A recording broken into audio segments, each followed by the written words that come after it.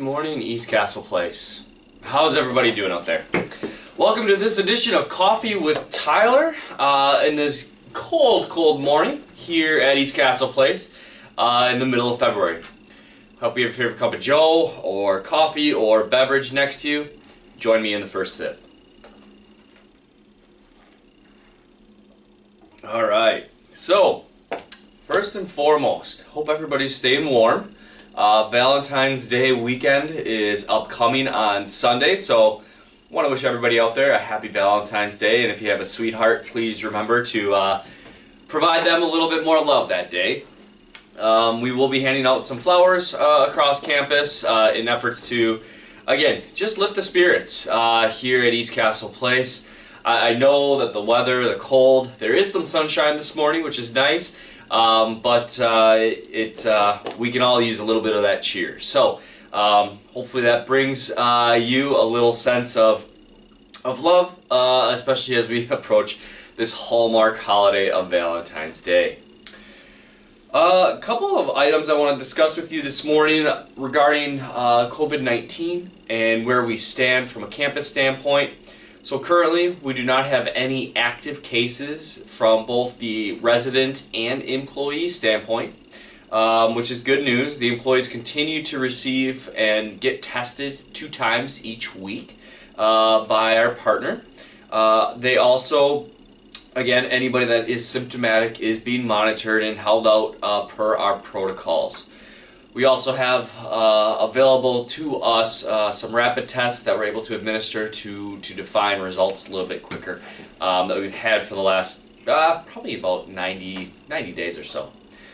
So that's the good news. The other good news is that these masks are continuing to prove effective. With that, I'm sure many of you saw the CDC, and it's been on all the major news outlets, that are now recommending the surgical masks as well as the cloth mask over it. Again, I think it's always been kind of known potentially that doubling up the protection may increase or rather decrease the risk of spreading or receiving COVID-19. Obviously, being socially distanced and taking the additional measures are also very important. The other measure that we'll talk about is receiving the vaccine, which I know all of you did. But I would, again, if that's a step that you want to take, I encourage you to do so and double up. So you can buy these surgical masks at CVS, at Menards, Target, Walmart, any of your local areas. Unfortunately, East Castle Place will not be able to provide you the surgical masks. Just from a true PPE standpoint, we need to reserve these obviously for our staff and on a consistent regular basis. Many of you do have those cloth masks, and I encourage you to wear those if you do add the surgical masks. Masks are still required across the community. Those are not going away. I said earlier, right now we don't have any cases. I don't want you to think that this is now behind us. The statistics are still not in our favor. I saw yesterday that we had another 35 deaths across Wisconsin related to COVID-19 and an uptick slightly in the positive cases. Then you also hear about the new variant that potentially is and is in parts of Wisconsin. And so the threat is real, and we need to maintain our diligence and cognizance in how we approach the day-to-day. At the same time, we do need to get back to our day-to-day and what that looks like, although the new normal is still to be determined. But we are going to be looking at reopening and allowing for internal small group gatherings in Lindsay Hall from only a social distancing perspective. Again, those small groups are for only those residents, and again, a East Castle Place staff member will be monitoring those internal meetings and facilitating. It's not that we're, have to be big brother or, supervise. At the same time, it's getting back to, hey, I haven't seen you in a while. We want to make sure that we're being those double checks, because I know that oftentimes we bring in the best intentions with the mask, and all of a sudden before we know it, it's down here and not effective. And that's where I want staff members to just be the reminders, but also be a part of those meetings. So that piece of the campus will be looking to reopen here in the upcoming week with Laura, and look for your weekly activities calendars for that. Also, those group sizes will be limited to 10 or less, so sign up will be required. And if the groups do become larger than 10, we will make sure that we have, 2 meetings to delineate that. So again, that's the first effort, again, internally, that we'll be doing. At this time, we still are not allowing visitors from the outside. As though all of you did receive your first dose of the vaccine, I really want you all to get that second dose March 3rd. So that's a little bit about the COVID status of East Castle Place. Now let's jump into the COVID-19 clinic that I mentioned last week that you all partook in. We had 99% of the residents partake in the clinic. We had, I just ran some statistics actually for our board of directors, who's very interested and supportive of this venture. And I'm happy to report that there were only that 99% of the residents received it here at East Castle Place, or were going to or had already received their first dose outside of East Castle Place. All in all, over 300 vaccines were administered on February 3rd, and that included first doses for all of you that are in independent living.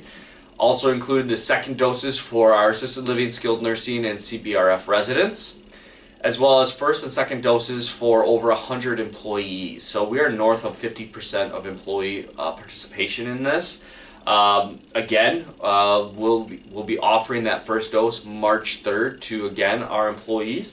But again, over 100 and nearly 10 employees received their vaccine. Also included, outside that 110, is inclusive of our private duty aides and clergy that come to the campus on a regular basis that we are offering the vaccine to as well. So again, we made some great steps. You took the first step in receiving your first dose of the vaccine. I was fortunate to receive my second dose of the vaccine. I will tell you that a number of staff members after the second dose did have some side effects.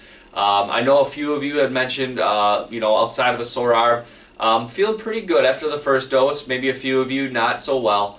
I will tell you the second dose does seem to hit a little bit harder, so we are actively working internally to make sure we're supporting you after that second dose on March 3rd.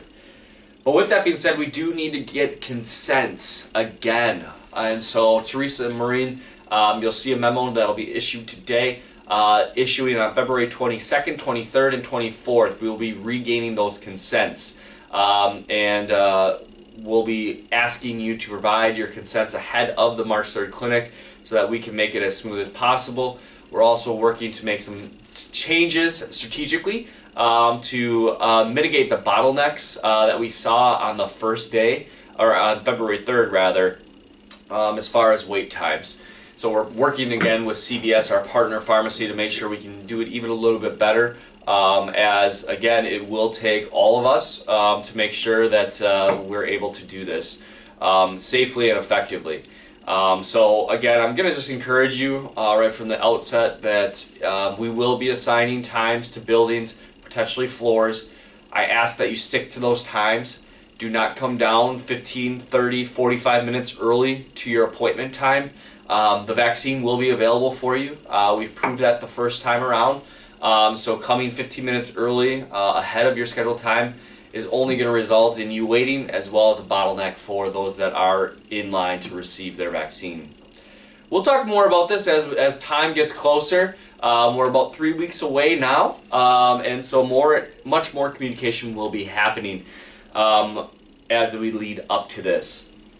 The other note, as I mentioned last week, March 15th is the target date to reopen the dining room, again at some capacity, and so we'll be encouraging you, and we'll be working through that most likely after the second vaccine. So again, stay tuned for that. As always, if there's any questions regarding COVID-19, questions, concerns, please let me know. Teresa, Maureen, all my director team is here to support you so that we can make sure we remain diligent against this fight of COVID-19, as it is and continues to be a real threat to the health and safety of all residents, staff, and individuals. All right, so that's the COVID-19 update. Need a sip of coffee. What else is on the docket? Well, as I mentioned, it's cold out there. Thank you to a few of you that have mentioned that some of the walkways are actually down by more of the lights on Downer and Bradford. Was a little bit icy. I think the guys got back out there and resalted that areas, even in the cold, to try and break up some of that ice. Again, if you are walking outside, I encourage you to be mindful of the temperatures. Bundle up. And also, of course, of ice. Our teams are doing the best. They're doing a daily round of the campus to try and catch all those slippery spots. Right now, I think everything's going to stay frozen for a bit of time from what I've seen on the 7-day forecast. But again, before we know it, that snow will melt, and then the potential always is that it will refreeze. So again, if you're seeing those spots, please do let the front desk know. We'll put a work order in and we'll get it taken care of as soon as possible. Black History Month, we celebrate that this month as well in February. Laura and her team have done a nice job in encouraging and educating the residents and staff in this great month as we recognize such impactful leaders and incredible stories of our wonderful nation. So I encourage you to tune into those, to take part in those, and if you have anything that you can share, I know Laura is open for that as well. Also, if you haven't ventured down the hallways in the historic first floor towards the fitness center, the residents, your neighbors, have put together some beautiful artwork, fabric that is being hung on the calendars, on the walls. It's awesome. I try to venture down there at least once a day to take a look, see what's going on. But again, if you're interested in that, I know that your resident council and a number of individuals have been a big part of the different art efforts that are going on here at East Castle Place. If you haven't visited the Creativity Center in a while, please do. I'm sure you'll find one of your fellow neighbors down there that's probably working on a project and probably would encourage you to do the same. Lastly, just want to say again, thank you for all the support and encouragement that you continue to give the residents and each other during this tough time. We are getting through it. We took our great first step last week. The fight's still in front of us, and we will get through this. Again, it's been a journey and will continue to be. And I appreciate your understanding and patience as we move forward in looking to get back to our new normal. Again, your social distancing, your practices of course, wearing your face masks. Again, according to the CDC, wearing that second face mask is always a nice added benefit to you. And again, stay strong. If there's any questions or concerns that you have, if you're not feeling right or feeling well, again, let us know. We're here for you. We want to support you. We are going to support you.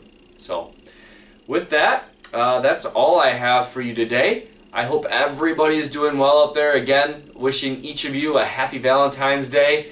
Stay warm, stay positive, and we'll get through this. All right. Take care. I'm going to sign off with a sip. All right. Stay strong, East Castle Place.